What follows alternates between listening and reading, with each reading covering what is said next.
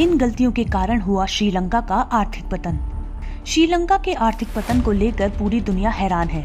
सवाल उठाए जा रहे हैं कि आखिर श्रीलंका की इस दुर्दशा के लिए कौन जिम्मेदार है।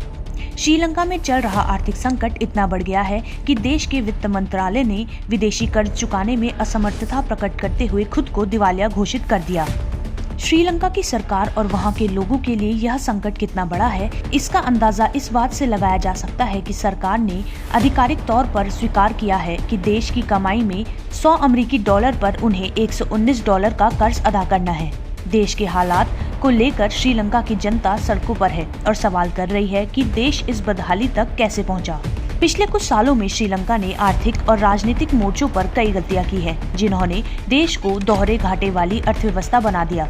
इस समस्या के दो पहलू रहे। पहला, पिछले कुछ वर्षों में श्रीलंका ने दूसरे देशों से, खासतौर पर चीन से काफी ज्यादा मात्रा में कर्ज लिया और इस कर्ज की शर्तें और कर्जा उतारने की किश्तें कुछ इस तरह है कि श्रीलंका पर काफी बड़ा लोन लग गया। दूसरा पहलू ये है कि पिछले कुछ सालों में श्रीलंका में निर्यात योग्य वस्तुओं के उत्पादन में भारी कमी आई है।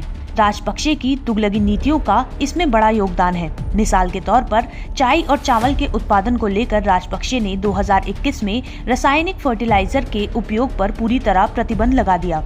नतीजन चीनी कर्जे की मार झेल रहे देश का निर्यात स्तर काफी घट गया और श्रीलंका को दोहरे घाटी वाली अर्थव्यवस्था बनने में देर नहीं लगी। इन तमाम गलतियों के साथ साथ एक बड़ी समस्या यह रही कि राजपक्षे भाइयों ने सत्ता में बने रहने के लिए एक के बाद एक बड़ी लोक लुभावन नीतियों की भी घोषणा की।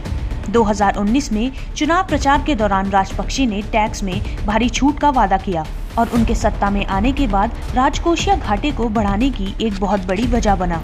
ऐसे तमाम छोटे बड़े लोक लुभावन निर्णयों के कारण श्रीलंका की आर्थिक हालत चौपट हो चुकी है।